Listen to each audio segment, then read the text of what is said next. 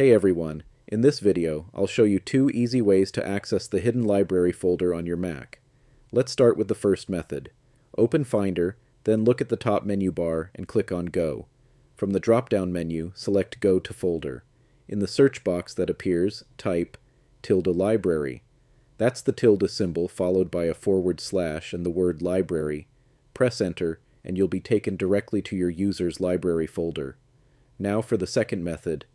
Open Finder again, and press Command +Shift +H on your keyboard. This shortcut takes you straight to your home folder.